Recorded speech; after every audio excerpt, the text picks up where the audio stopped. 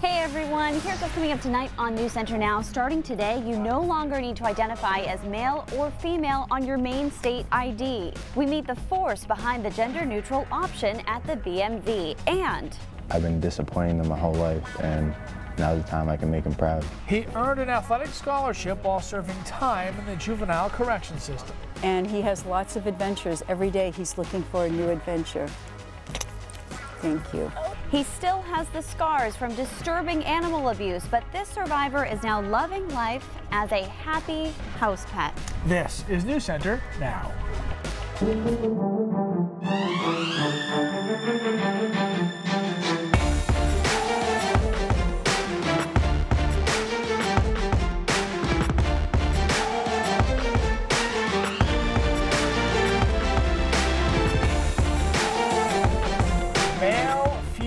Or non-binary, you now have 3 gender options at the BMV. Hello everybody, I'm Lee Goldberg and welcome to our YouTube people and our Facebook Live people for our first day live on both. I know. Hello everybody, I'm Lindsay Mills. Maine is the first state in New England to offer gender-neutral licenses. For some, it's as simple as checking a box, but for at least one Mainer, it's a question of identity.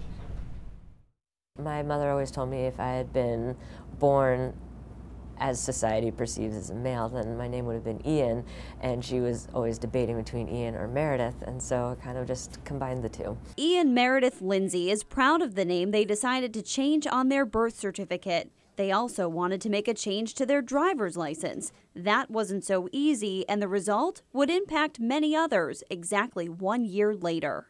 You know, I never went into this with like, oh my gosh, I want to be this trailblazer, this pioneer. It was more like, this is just something I need to do. Lindsay does not identify as male or female. The pronouns I use are they, them, theirs. And requested a driver's license with a non-binary gender marker. When they were denied, a complaint was filed with the Maine Human Rights Commission, which began a conversation. The result? The Maine Bureau of Motor Vehicles added non-binary as its third option for gender. The font will be displayed as M, F, or X. I'm just hoping that it'll bring more compassion to people and just awareness of how they view people. Lindsay says this change will also help with confusion. For example, when going through TSA to visit family out of state, they say they've been groped in that process before. And knowing that that is something that could happen every time I travel is extremely anxiety-inducing. I don't have any family that lives here in the States, so I do travel quite a lot. I was just speaking with the co-chairs of Pride Portland this morning, and I'm thinking we're going to have one of the most celebratory festivals we've ever had. While the timing of the change is in line with Pride celebrations, it's also met with controversy. What was the world coming to, man? You're either male or female. Maine is the third state to offer a non-binary gender specification, the first in New England. Language is a constantly evolving mechanism of communication, and I think individuals who identify as non-binary are right on the forefront of that evolution. Now, the changes will roll out as part of a system upgrade as the DMV does that as soon as next summer. Until then, if you wish to update your ID, you can fill out the gender designation form and the BMV will send you a sticker. We have a link to that form at our website and mobile app. All right, Carson, summer was great. Football weather today, so is it over? Is that it? We're done? That's kind of how we've been rolling. No, actually, we're going back to Heat for perhaps for Father's Day too. Hey, you have your first one. It's a little celebration. Yeah. Oh yeah, I get like it's my 20th. 1/4 of a Father's Day because he's been 3 months. Yeah, maybe about 3 months. You get a quarter of a present. Kept him alive for 3 months so far. All right, 67 officially in Portland today, 67 in Sanford, 72 in Freiburg. So, you know, as Lee mentioned, it is a little bit on the cool side. The thing that really made it feel that way, though, were the dew points. I'll show you those in a second. Temperatures in the 60s along the coastline, still 71 in Augusta and 72 in Waterville. All right, here's a look at the visible satellite. Nice and clean, deep blue skies, another beautiful day. Get another one tomorrow, although tomorrow will be substantially warmer than today because it's going to be clear. It wasn't that warm today, and the air mass is dry. All of those will factor into a pretty cool night for this time of the year. In fact, we'll be in the 30s in Berlin, Caribou, Millinocket, right around 40 degrees, even along the coastline in the mid-40s. So it will be crisp-ish tonight. Hour by hour forecast showing you those temperatures dropping off. Now tomorrow we warm up quickly though, get into the upper 70s to around 80 along the coastline. And I'm not sure exactly what this model is doing, but I think it'll be substantially warmer than this inland, likely in the mid 80s, places like Lewiston, Augusta, Freiburg, into Bangor between 82 and 85 degrees. There's more warmth where that came from. We could be hitting 90 by the weekend. We'll talk more about that in a few minutes. I just burst into tears. I couldn't believe it. He started his life with a muzzle taped shut, and captured hearts all over Maine. In 2015, pit bull puppy Blue was found in the Bethel area, horribly abused and in need of medical care and a new home. Well, at the time, donations came pouring in and the phone was ringing off the hook for people looking to adopt the lovable pit. So, who was the lucky family? Nearly 3 years later, Christina Rex shows us. Hey, Blue. Blue's life is a walk in the park. Can you shake? Fetch, a dip in the water, and endless love for his mom, Sandy. Thank you. He had the willingness to live. He had the ability to forgive. He's come a long way from fall 2015, when he was found badly injured, his mouth taped shut. He still has nightmares. Every day he at least has one where he whimpers and cries out. At the time, donations and adoption requests flooded the Bethel Animal Hospital. One of the first people to pick up the phone was Sandy in Western Maine. Good boy, sit. Blue was loved then, and he's loved now by his new mom and some 5,000 plus Instagram followers. I'm trying to be proactive and take his story and show people, you know, that he's moved on and we all can learn something from that. It's Sandy's way of keeping Blue's supporters up to date. The shy dog lover would rather be behind the camera. She and Blue are leaving a bad beginning behind them and focusing on the adventures ahead. Good job. To the people who did this to Blue, you know, we never found out the person that abused him, but this is justice.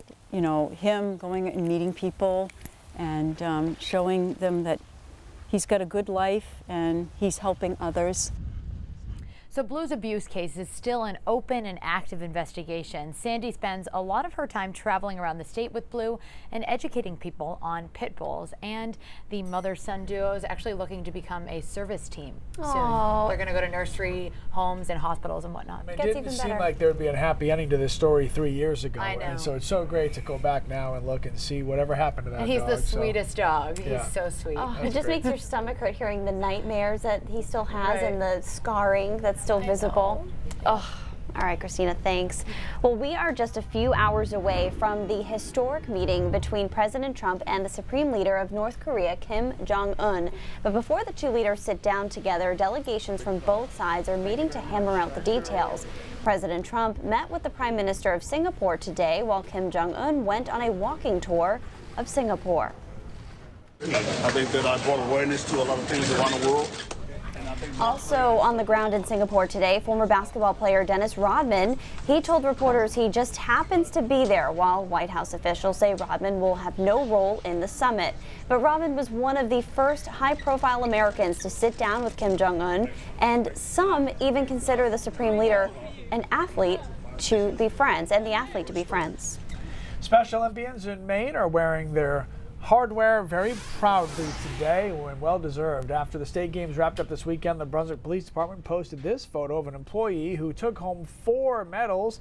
Megan will compete in the National Special Olympics later on this summer, and those will be in Seattle. So congratulations to all the athletes who competed over the weekend. Job very well done. Yes, okay. Some Mainers on Broadway also celebrating big this week. The artists from our state who took home Tonys last night. That's next. And tech companies did what they could to keep it, but today net neutrality is no more. What does this mean for your internet connection? We'll let you know.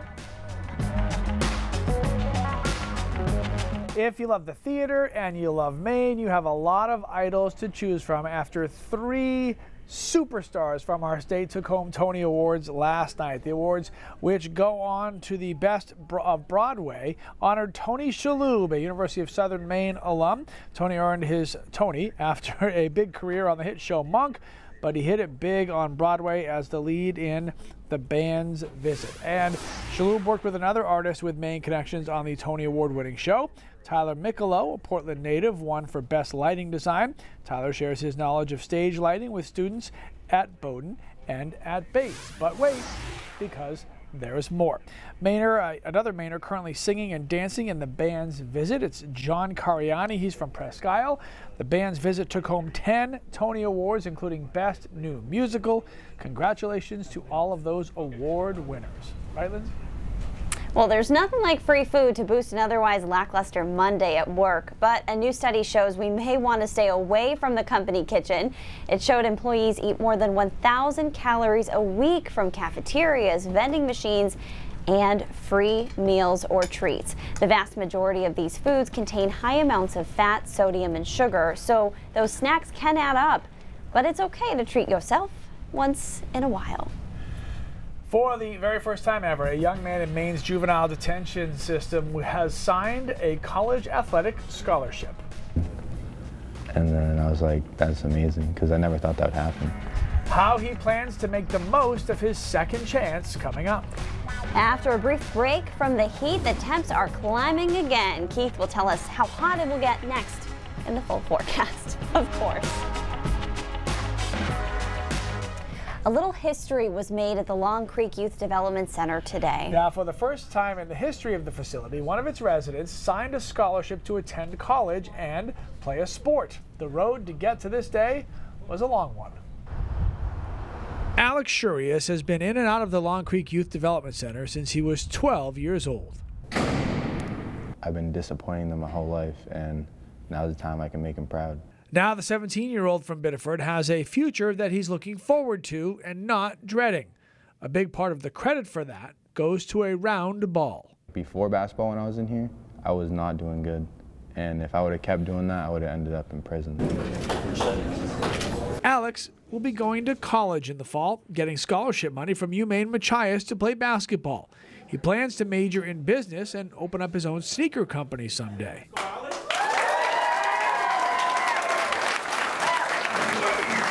As he officially signed his letter of intent in front of his family and friends, those who are still in Long Creek have seen firsthand that at the end of what seems like a never-ending dark tunnel, there can be light. And now we have a player that's going to college, so this is the real deal, and it's very easy to get people to buy in now, where you were pitching a dream early on, now you're pitching a reality. Meanwhile, Alex's new coach at Machias says he never gave a second thought about adding a player with Alex's background. You know, I'll say this, UMM, we're more concerned about his future than we are his past. And Alex is currently out of Long Creek, living at a transition house in Portland called the RISE program. It's a relatively new program that allows kids to transition out of Long Creek back into the community.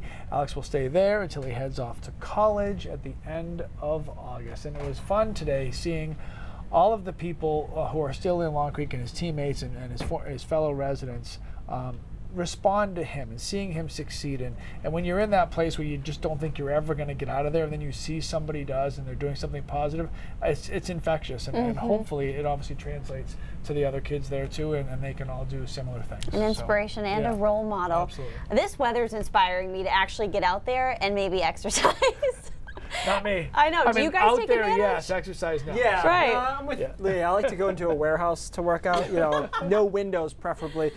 Beautiful day after a great weekend, right? I mean, hard to beat this weekend. It was a little bit warmer on Saturday than Sunday, but both days were sunny. Another sunny day today. Temperatures, though, certainly on the cool side by a couple of degrees for this time of the year. But the dew point makes it feel even cooler. Very low dew point out there, very dry air mass. Visible satellite nice and clean all the way back into the eastern Great Lakes, so another sunny day tomorrow. But tomorrow will be significantly warmer than today, a lot of us getting into the 80s. Here are the dew points, as I mentioned, in the 30s, so a really dry air mass, and it will slowly start increasing humidity tomorrow, and you'll really feel the humidity by Wednesday. But because the dew point is low, and it's going to be clear, overnight lows will be chilly in spots, some of us in the 30s, a lot of us in the 40s, even along the immediate coastline. So that's something that you will notice here later on tonight into early tomorrow morning. But again, tomorrow looks nice and it is much warmer than today. Most of us at least 10 degrees warmer than we were today. Getting into the upper 70s to around 80 along the coastline. I mentioned I'm not quite sure what this model is doing with the temperatures, but I'm pretty sure it's too cool. Yes, we start off cool, but by the afternoon, we should be around 80 along the coastline. And then as we head inland, probably between 82 and 85 degrees for a high temperature from Augusta to Lewiston to Freiburg, into Bangor, into Berlin as well. So warm, bordering on hot tomorrow away from the coastline. Then Wednesday, we see a few more clouds popping in. The humidity's high. It's soupy out. And then showers and thunderstorms pop up through the afternoon. Some of those could have some very heavy downpours embedded in them, which would be a positive to some degree because we're just starting to eke into a low-end drought across the mid-coast and southern Maine. They call it abnormally dry, so it's the lowest drought category, but going in that direction. So rain would be a positive in that case. All right, we got the chance to have a really warm and perhaps hot Father's Day in the upper 80s, some low 90s away from the coastline. I know Lee likes it like that, so it's going to be nice. The weekend looks good at this point. Again, it's all about heat, and the heat may continue into next week, Monday and Tuesday, have the potential away from the coastline to be upper 80s, perhaps 90. So I think we're going to get a couple of days there, starting with the weekend, that feel very much like summer. And, you know, people will complain, but overall, I dig it. It's not summer. It's summer. Summer. Yeah, I know. No ER. For being from Massachusetts, I was able to escape that whole. I know, I did too. Yeah, we practiced our non-regional diction, I think. I think that's what it is. Listen to that enunciation. Yeah. There you go. It's still summer. Yeah. Wicked. No, that's awful. Okay. So you guys might not even realize this, but today marks a brand new era in the history of the internet. Not because of what we're doing here behind the scenes, but net neutrality is gone, and that means some big changes could be on the way. Slower download speeds, higher prices. Susan McGinnis explains it all.